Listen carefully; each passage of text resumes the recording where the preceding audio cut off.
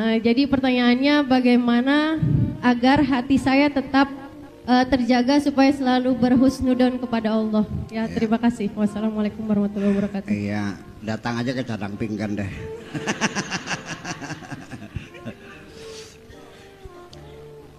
Anda jangan bertanya kepada saya bagaimana agar saya husnudzon kepada Allah. Memang itu keharusan. Kita tidak boleh suudzon sama Allah. Harus selalu husnudzon. Inna ba'da dzanni itsmun, dosa. Jadi nggak usah minta nasihat sama saya. Itu sudah aturan bahwa suudzon sama Allah itu nggak boleh. Ibu-ibu, bapak sekalian, penderitaan kita di alam dunia ini sumbernya yang paling pasti karena kita suudzon sama Allah.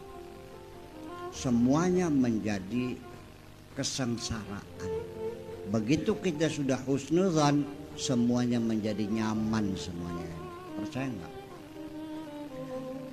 Husnudzon kita berawal dari bahwa Allah sang pencipta, betul nggak? Alladzi yumituni wa yuhyin. Dia yang mematikan kita, dia menghidupkan kita. Walladzi yut'imuni wa yasqin. Dia yang ngasih minum kita, yang ngasih makan kita. Wa idza maridu fahuwa yashfin. Kalau kita sakit, Allah yang menyembuhkan. Allah ngasih makan, ngasih minum. Allah sangat sayang sekali kepada kita. Tidak mungkin Allah menjahati kita. Jadi yang ada itu adalah suudzon kita, menuduh Allah jahat. Bapak sebagai orang tua, sakit nggak kalau anak bapak menuduh bapak jahat? Sakit tuh.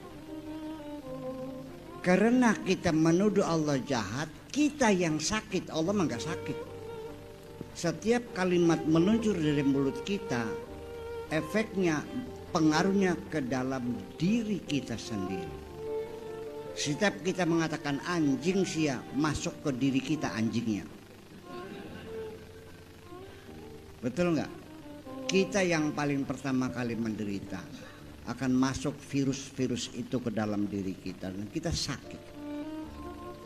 Nah, sebabnya kita kecewa, sebabnya kita marah, sebabnya karena kita suudzon sama Allah. Kalau orang sudah yakin Allah sayang, tidak mungkin kecewa lagi bareng ini. Saya mau kasih contoh lagi. Udah sering tapi nggak apa-apa diulang-ulang juga. Ada orang dari Cirebon lah, pengusaha mebeler, mau berangkat ke Amerika dengan buyer, mau kontrak pengiriman mebeler dengan harga $1 juta. Sabaraha teh sama dengan 15 miliar. Banyak kan? Banyak, 15 miliar lah, gimana lagi. Berangkat ke Amerika, sampai di Jakarta naik taksi ke Bandara Soekarno-Hatta. Taksinya tuh banyak kempes. Mau ganti ban serepnya kempes. Nyetop mobil nggak ada yang berhenti di tengah jalan tol sih. Akhirnya nggak jadi berangkat. Itu ditonjokin supir taksi gara-gara kamu, ya kan. Akhirnya saya gagal, tidak bisa menghadiri. Nah, 1 jam kemudian ada berita kabarnya jatuh di Kolombo. Setelah jatuh baru dibilang alhamdulillah. Kalau tidak gara-gara ban kempes, saya sudah mod. Setelah dia tahu, dia baru berterima kasih.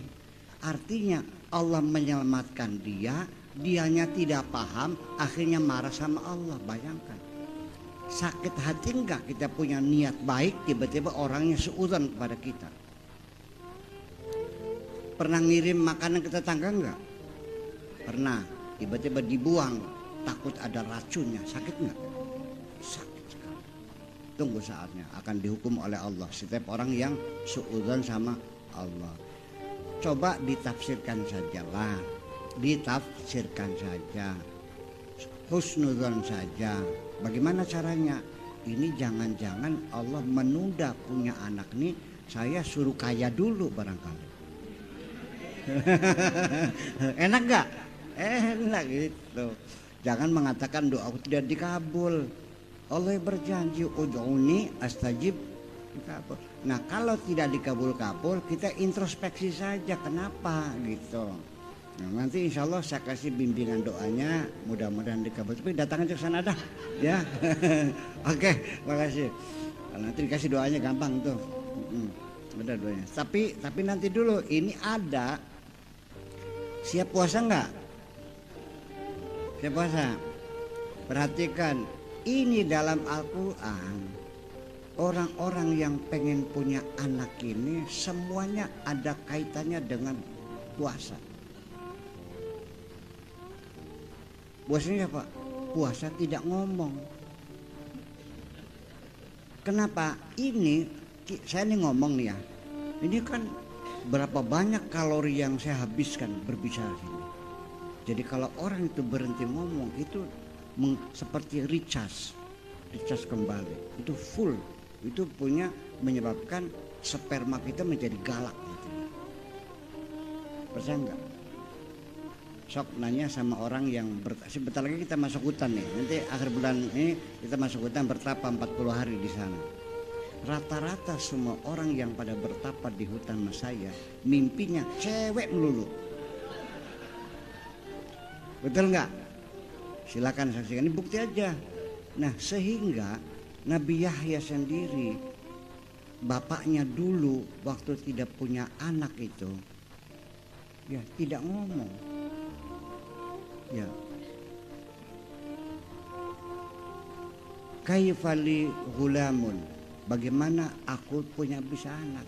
Wa kana imraati aqira, istriku mandul. Ya, wasta'ala rasu syaiba, rambut sudah putih. Wasta'ala rasu syaiba, sudah ini tulang sudah lemah semuanya. Berilah aku petunjuk. Qala ayatuka alla tukalliman nasa salasa layalin sawiya. 3 hari jangan ngomong. Paham? Siti Maryam juga sama. Inni nazartu lirrahmani sauma falan ukallimal yauma insiya. Siap puasa tidak ngomong? Oke, datang aja ya. Oke, makasih dah.